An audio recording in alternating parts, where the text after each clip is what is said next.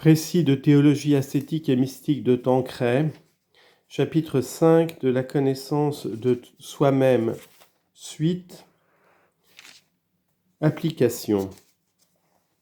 Pour nous guider dans cet examen, nous pouvons parcourir successivement nos dons naturels et surnaturels en suivant une sorte de questionnaire qui facilitera la tâche de chacun d'entre nous. Pour ce qui est des dons naturels, nous pouvons nous demander, sous le regard de Dieu, quelles sont les tendances principales qui semblent caractériser nos facultés, en suivant non un ordre strictement philosophique, mais simplement pratique. Par rapport à la sensibilité, est-ce elle qui domine chez nous ou est-ce la raison et la volonté ? Il y a en nous tous un mélange des deux, mais il n'est pas dosé chez tous de la même façon. Aimons-nous plus par sentiment que par volonté ou dévouement ? Sommes-nous maîtres de nos sens extérieurs ou leurs esclaves ? Quel empire exerçons-nous sur l'imagination et la mémoire ? Est-ce que ces facultés ne sont pas excessivement volages, souvent occupées en de vaines rêveries ? Sur nos passions, sont-elles bien orientées et modérées ? Est-ce la sensualité qui domine, ou l'orgueil, ou la vanité ? Sommes-nous apathiques, mous, nonchalants, paresseux ? Si nous sommes lents, sommes-nous du moins constants dans nos efforts ?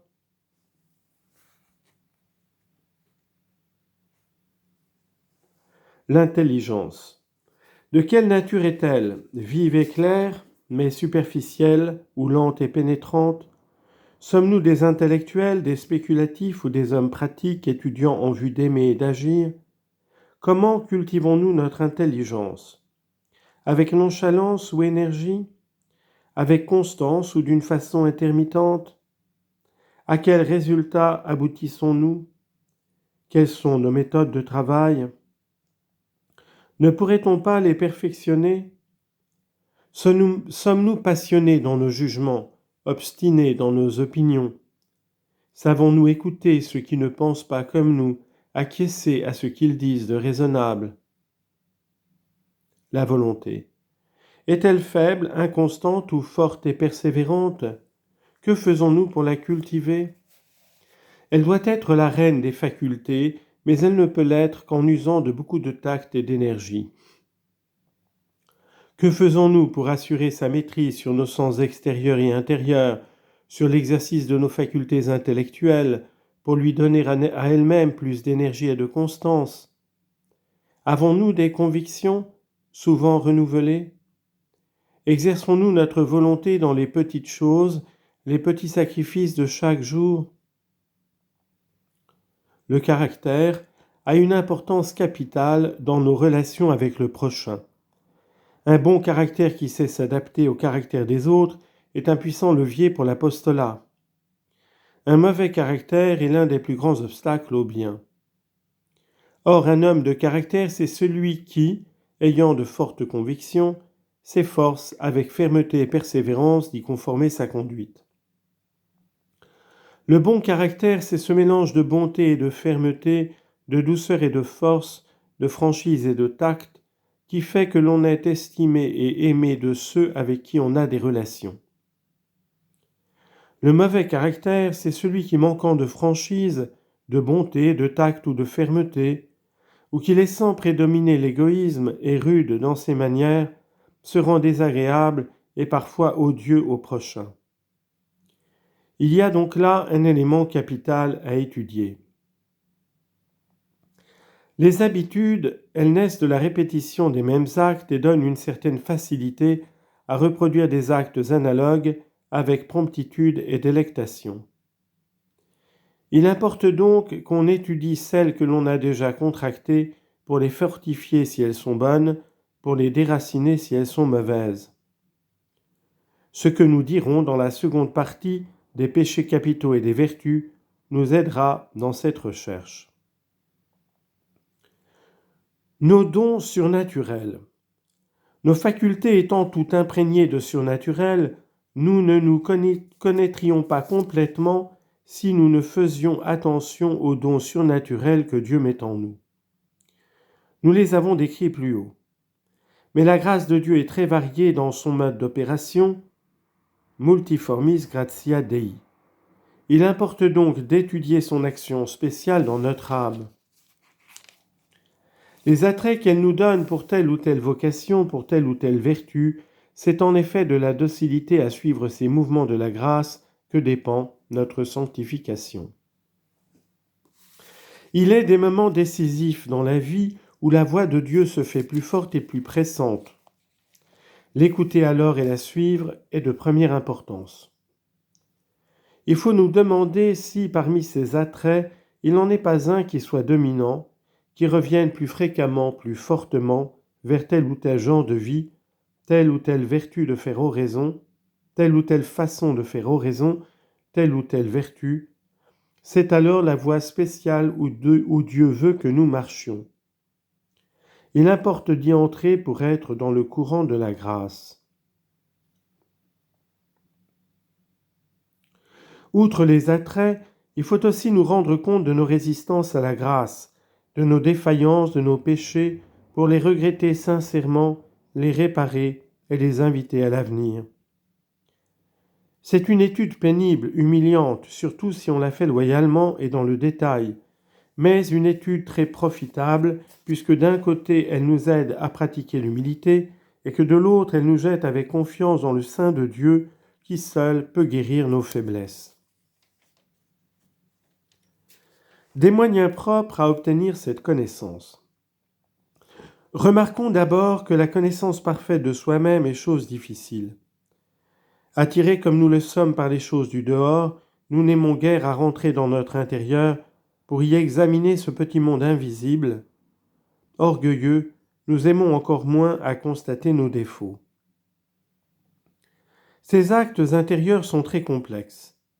Il y a en nous deux hommes, comme le dit saint Paul, et souvent conflit tumultueux entre les deux.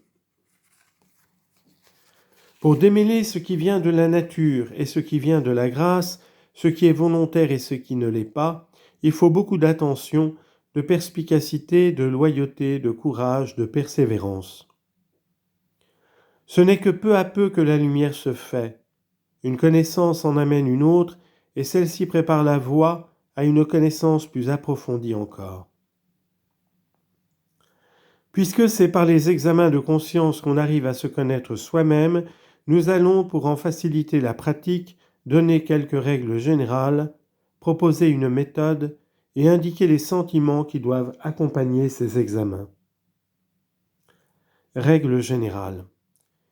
Pour bien s'examiner, il faut avant tout invoquer les lumières du Saint-Esprit qui scrutent les reins et les cœurs, et le prier de nous montrer les plis et les replis de notre âme, en nous communiquant ce don de science dont l'une des fonctions est de nous aider à nous connaître nous-mêmes pour nous conduire à Dieu.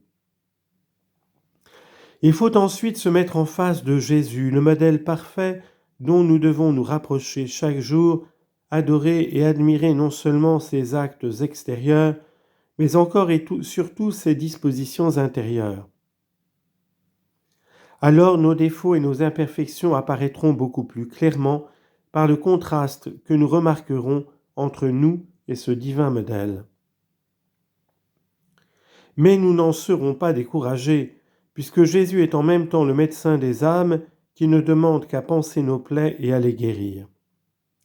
Lui faire, pour ainsi dire, sa confession en lui demandant humblement pardon est une excellente pratique. C'est alors que nous rentrerons au plus intime de notre âme. Des actes extérieurs nous remonteront aux dispositions intérieures qui les inspirent, à leur cause profonde.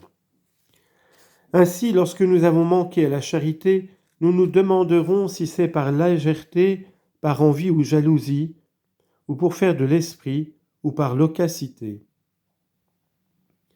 Afin d'en apprécier le caractère moral, la responsabilité, il faudra se demander si l'acte est volontaire en soi ou dans sa cause, fait avec une pleine conscience de sa malice ou avec une semi-advertance, avec un plein consentement ou un demi-consentement.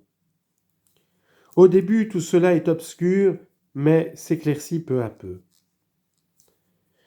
Pour être plus impartial dans ses jugements, il est bon de se mettre en face du souverain juge, de l'entendre nous dire avec bonté, sans doute, mais aussi avec autorité,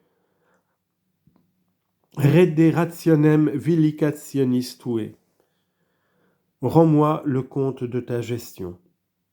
Alors nous essaierons de répondre avec autant de sincérité que nous voudrions l'avoir fait au dernier jour. Il est parfois utile, surtout aux débutants, de faire cet examen par écrit, afin de mieux fixer leur attention et de pouvoir mieux comparer les résultats de chaque jour et de chaque semaine.